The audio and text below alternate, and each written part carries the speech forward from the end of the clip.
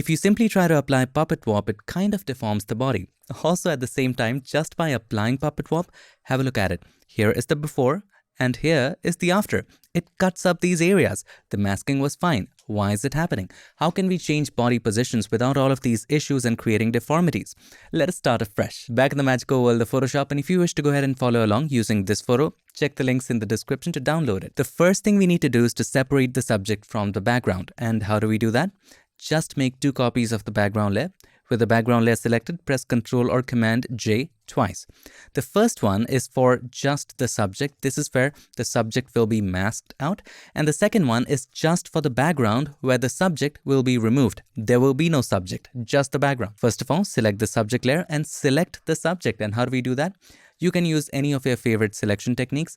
I'm just going to select the quick selection or the object selection tool, any one of those. And at the top, you will see select subject. Click on that and it does a pretty much fantastic selection of the subject, but it left out that area. No worries, just simply add that, not an issue.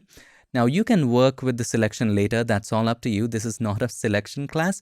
If you do want to watch videos on making selections, check the links in the description. With the selection active, you can click on the mask button. Now the subject is masked. Also at the same time, we want to remove the subject on just the background layer where we want just the background. For convenience, let's name it this way. Now, to activate the selection of the subject, hold the Ctrl or Command and click on the mask. We already have it. We know what we have to remove. But if we remove that, it's going to leave out these areas because this selection is not fully selecting the subject. We want to select a little bit of extra so that we have a headroom right there. So let's go to Select, Modify and Expand. By the way, with the later versions of Photoshop, you have the delete and fill feature, but that's not very trustable. This expansion method just kind of works all the time. So let's expand it to about 50 pixels right here.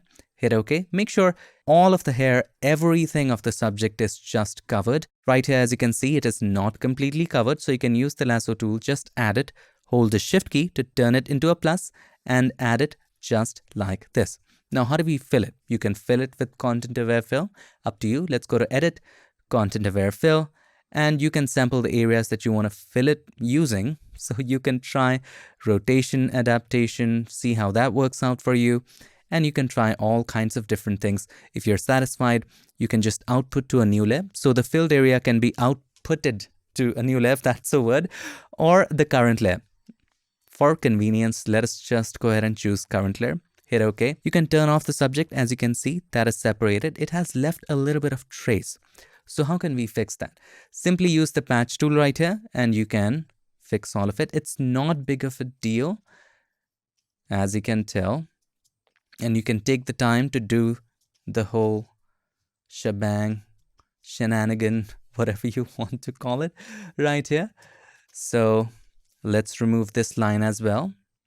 Now, I know we are nitpicking, and that is a must. If you're doing something in Photoshop, it is important to take care of every little detail because, you know, there's going to be somebody who is an expert Photoshop user that's going to be looking at your work anyway. So now let's go ahead and turn on the subject. So how do we move it? It has a mask in it. We can either apply the mask, but that way we won't be able to adjust the mask later. And this will be rasterized. If you resize it, you're going to lose details. So the other option is just convert it into a smart object. Right click on it and then choose Convert to Smart Object and it's done. Now we are ready to apply Puppet Warp. By the way, you can always double click on it and change the masking, bring back the hair. That's all up to you. We can do it later. You can do it later. For right now, you can go to Edit and then Puppet Warp. If you're not seeing anything, you can just turn on Show Mesh to see all of that. Now, let's go back because I forgot to do my marketing for you. Now, all of this separation that we did, you can do it automatically with the PiXimperfect compositing panel. Once you install the plugin, all you have to do is to go to Plugins, PiXimperfect Compositing, and open that. By the way, this is Adobe approved. Now, inside of it, you can make a copy of the background layer first, and then hold the Alt key or the Option key, and in the masking section, click on Remove Subject. And it does automatically everything for you in the background, whatever we did. So right here, as you can tell, the subject is removed. Of course, you need to clean that, and it is separated on a different layer. You can check out PiXimperfect compositing at pix.live/compositing or simply click the link in the description. And of course, with this panel, everything related to compositing is in the panel as simple buttons and functions. So even converting to smart object is a button. Time for us to apply the puppet warp the right way. So go to edit. Sorry for the repetition, puppet warp. Now, before even doing anything, if you take a closer look, you would notice that as soon as we apply it, we have not done anything right here. If we apply it, the nose is cut off. So how do we prevent it? By the way, since this is a smart object, you can always go back to puppet warp and change it later. Double click on puppet warp. And now you can do one of two things. You can increase the density. Right now it is normal. You can increase it to more points so that you have more precise control. Another thing you can do is have a look. Still there are areas which are being cut. So you can expand it. So just increase the expansion. So right now I'm going to set it at about 6. And there you go. It is expanded a bit. So you can do it with your images. See what works for you. All right. So for safety, I'm just going to set it at about 8. And now we are ready to start making adjustments. Now, of course, with these kind of adjustments, you don't really need to see the mesh. So you can turn it off by checking it off or pressing the shortcut Control or Command H. There you go. Now create points along the joints of the body. Now try to create as little points as possible. For now, you can increase it later as you move and as you need it. So the first thing I want to move is the leg right here. So we're going to create a point at this joint and one more point at this joint. Also, to make it secure, you can create a point at this joint and right here as well.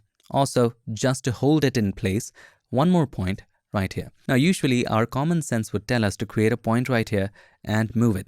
And this is what creates deformities. And then to fix this deformity, we create another point right here and kind of try to align that. Instead of doing all that, there's a feature that's going to help you. So let's delete these points. All you have to do is to select the point from where you want to rotate the leg, hold the Alt key or the Option key and just rotate it from here. And as we do, the whole body kind of moves naturally. So we're going to keep it this way. And from here, let's select the point first and then hold the Alt key or the Option key. And don't click on the point. That will delete the point. Instead, just hold the Alt key or the Option key and from the outside, simply rotate it. Now, if you want, you can of course create an additional point right here and move things here and there just a little bit according to your wish. But this is how you rotate stuff. You can move the head a little bit backward, but for it, let's adjust her position so that it is balanced. And you can create more rotations from here, just like this. Now we see the rhythm right here. If you want to move the hand as well, let's create a point. And again, hold the Alt key or the Option key, and then you can move it as much as you like. From here as well, create a point, and you can move it to your liking. And there you go. If you want to take a look at the before and after, you can turn off the Puppet Warp Smart filter. Here's the before, here's the after.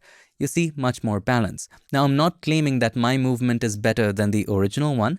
This is just a tutorial to show you what you can do, and you can do your own movements. Right now, the feet is getting cut off right there. No worries. Press Control or Command T, and we can move her a little bit to the left. There you go. Fixed. And that is another advantage of having the background and the subject separated. So you can move it anywhere. You can even expand it. So press C and you can choose whatever aspect ratio you want. You can also do it freehand. And let's expand it. I always wanted to do it in 16:9 aspect ratio. And you can either stretch it, you can content aware fill it. It's all up to you. It even looks good stretched. And if you see the stretch marks right here, you can also blur it. Again, up to you.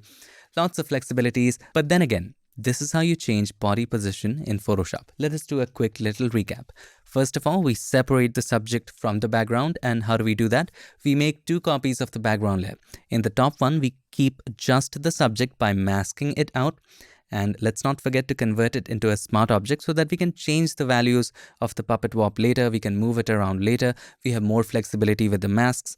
And on the bottom layer, in the 2 copies that we created, on the bottom of the 2 copies, you remove the subject with content-aware fill. Make sure you expand the selection and then fill it. Now, in the subject layer, just apply the puppet warp and create points.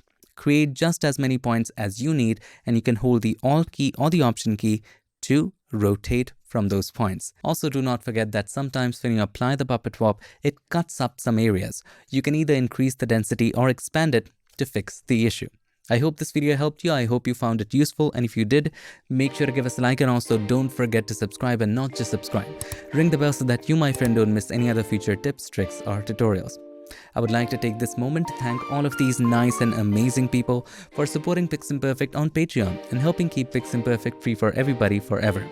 Thanks again for watching. I'll see you in my next one. Till then, stay tuned and make sure that you keep creating.